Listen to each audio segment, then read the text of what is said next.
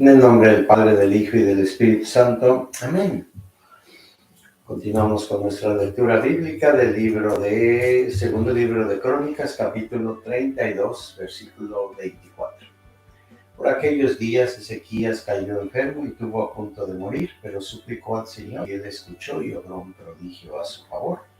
Pero Ezequías no correspondió el beneficio recibido, sino que se enorgulleció su corazón y atrajo el furor divino sobre él, sobre Judá y sobre Jerusalén. Sin embargo, Ezequías se humilló de la soberbia de su corazón y con él todos los habitantes de Jerusalén, y no recayó sobre él el furor del Señor durante la vida de Ezequías.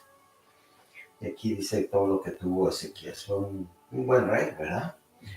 Y después de él, en el capítulo 33, viene Manases, ¿verdad? Manases es su hijo y dice que tenía 12 años cuando empezó a reinar. Y dice que él hizo todo lo que no le agradaba a Dios, empezó a edificar altares altos, destruyó que lo que había destruido Ezequiel lo volvió a construir, levantó altares de Baales, construyó aceras, adornó todo el ejército. Y luego dice que hizo algo todavía cada día más difícil de entender. Practicó encantamientos, magias y brujerías. Instituyó nigromantes y adivinos. O sea, prácticamente se alejó de toda la voluntad de Dios, ¿verdad? Y pues obviamente todas las consecuencias de vivir apartado de Dios tienen consecuencias. Todas las personas que empiezan a incursionar en este tipo de acciones que son algo que va contra la voluntad de Dios, tiene consecuencias, y no nada más las consecuencias es él. Acuérdense que era un rey, todo el pueblo sufre. Es igual en una familia que la esposa va que le lean las cartas o va a hacer va a pagar que le hagan amarres ¿qué creen? Que va a pagar las consecuencias toda la familia. Bueno, aquí dice que llega otro rey, Amón, y dice que tenía 22 años cuando empezó a reinar, y reinó 2 años en Jerusalén. Dice que obró el mal a los ojos del Señor, como lo había hecho su padre Manases. Y luego viene otro, que se llama Josías, en el capítulo 34. Y él empezó a reinar, y dice que fue más recto él, ¿verdad? Se empezó a acercar otra vez a las cosas de Dios. Esa es la triste historia de nosotros, ¿verdad? Los reyes y todas las personas sufrimos de esa manera horrorosa, ¿verdad? Entonces siempre es importante en este tiempo de Cuaresma poner atención en esto de reconciliarnos con nuestro Señor. El libro de Proverbios, capítulo 12, dice: quien ama la instrucción, ama el saber, y quien odia la corrección es un estúpido. El bueno logra complacer al Señor, y el astuto será condenado. El hombre no encuentra firmeza en la maldad, pero la raíz de los justos no se moverá. El libro de los Hechos de los Apóstoles, en el capítulo 16, dice que entonces Pablo y ¿quién iba ya con él? ¿Se acuerdan que Bernabé lo dejó por que tuvieron esta diferencia? Y entonces Bernabé se lleva ¿a quién? A Marcos Juan, ¿verdad? A Juan Marcos. Y entonces se lleva ¿a quién? A Silas, ¿verdad? Se lo lleva con él. Entonces dice que llegan a Derbe y a Listra, donde había un discípulo que se llamaba Timoteo, hijo de mujer judía, creyente y de padre griego, que contaba con el testimonio de los hermanos de Listra e Iconia. Pablo quiso que marchara con él, se lo trajo y lo circuncidó a causa de los judíos de aquellos lugares, porque todos sabían que su padre era griego. ¿Se acuerdan la decisión que se había tomado en el concilio de Jerusalén que habían tenido? Y la decisión de que todos dijeron, no vamos a poner esta carga más.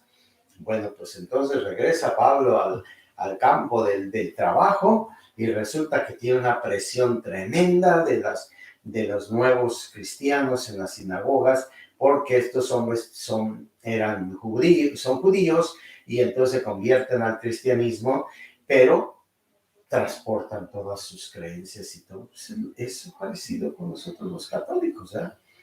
Nuestros pueblos indígenas que nos convirtieron, pero no nos quitaron el huevo, ni nos quitaron la limpia, ¿verdad? ¿O no es cierto? ¿Cuántas gentes no conocen que le pasan el huevo a los niños, está enfermo, le hacen las limpias ahí? No nos quitaron eso, no nos quitaron esas cosas que nos hizo falta más evangelización para que dejáramos totalmente esas cosas. Son malas, no vamos a entrar en malo o bueno, no es lo que Dios nos pide. Eso es todo. Yo siempre les digo, ¿por qué entramos en ese territorio? Simplemente es voluntad de Dios. Tenemos las armas de los sacramentos. ¿Eres católico? No, yo soy católico. Entonces, ¿por qué no practicas y vives según la fe católica? Es que mis antepasados, sí, pero eso ya pasó. Es igual que los sacrificios y todo lo que se hacía. Eso ya pasó, es parte de la historia. Bueno, pues entonces Pablo hace esto, ¿verdad? Por la presión, dice. Dice que lo presiona. Dice que atravesaba las ciudades, les entregaban para que les observasen las decisiones dictadas por los apóstoles y los presbíteros de Jerusalén. Las iglesias se robustecían en la fe y aumentaba su número día a día. Atravesaron Frigia y la región de Galacia, porque el Espíritu Santo les había impedido predicar la palabra en Asia. ¿Ya vieron esto? Ahí no van, les dijo el Espíritu Santo. Y ellos eran obedientes. Llegados cerca de Misia, intentaron ir a Bitinia, pero el Espíritu Santo de Jesús no se lo permitió. Dijo, no, ahí no vas. ¿Por qué? Porque Dios tiene un plan. ¿Por qué no? Pues ellos necesitan y está por el camino. ¿Cuál es el problema? Todos son igual. Todos tus argumentos valen. Pero aquí hay un superior. Y aquí hay que dejarse guiar por el Espíritu Santo. Y Pablo es un hombre noble. Es un hombre muy fuerte. ¿Verdad? Pero aquí nos dota dos cosas importantes. Una, lo presionan tanto los de la sinagoga, judíos, que circuncida a Timoteo. Y la otra, que el Espíritu Santo dice, acá no vas. Y él obedece. Se dan cuenta que a pesar de ser un hombre tan fuerte y llevar el Evangelio a España, y España después viene a América y recibimos nosotros el cristianismo, porque es como lo recibimos. Qué fortaleza de este hombre. Pero a la vez, tiene que lidiar con la humildad, someterse a la voluntad del Espíritu Santo y en algunos casos hasta la presión todavía de la falta de crecimiento espiritual de los judíos que habían dejado su fe y se habían acercado a la fe católica, a la fe cristiana. Y dice que aquí hicieron una serie de travesías para ir a un lugar a ayudar y a llevar la palabra de Dios. Realmente el trabajo de Pablo, de misionero, es extraordinario, ¿verdad?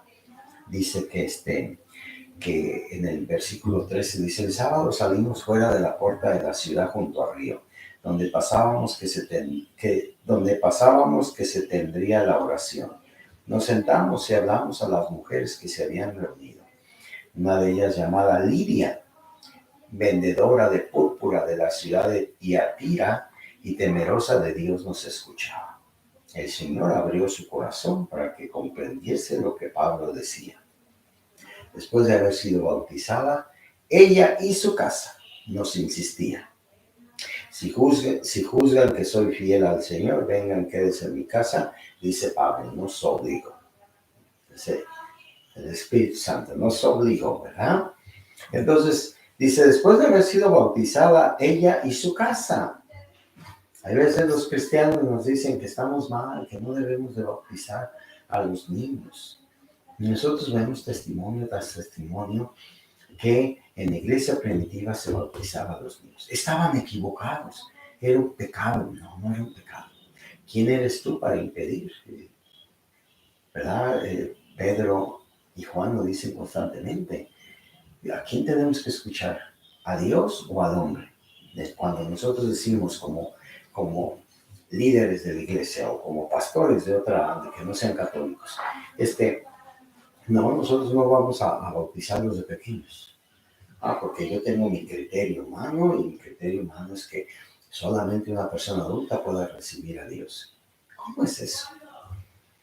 ¿En dónde cabe en nosotros cuando vemos el mundo tan pervertido? A ver, ¿cómo está moviendo el Espíritu Santo a los hermanos protestantes para entender el sacramento del bautismo? Que es el inicio de la vida eterna. El inicio de la palabra de Jesús a Nicodemo en el capítulo 3 de San Juan no ha cambiado. Dice, yo te lo aseguro, si no renaces de nuevo de lo alto, no podrás entrar al reino de los cielos. Bueno, también me pueden decir que Jesús salvó al ladrón y no estaba bautizado. Sí, pero ese fue Jesús, mi amigo. Ese no es tu pastor. Siempre tenemos que acoger la palabra de Dios y hay veces que no es lo que queremos o qué es lo que yo tengo que hacer diferente al que está enfrente para seducirlo, para convertirlo a mi fe. Pues que a todos nosotros no nos seduzca la ambición del poder, de tener más personas en nuestra congregación al precio de ir en contra de la voluntad del Espíritu Santo. Mañana en la noche no vamos a tener reunión. Mañana en la noche. Hoy no vamos a tener reunión, ¿verdad? No tenemos reunión en la noche. Que el Señor les bendiga, el Padre, el Hijo y el Espíritu Santo. Amén.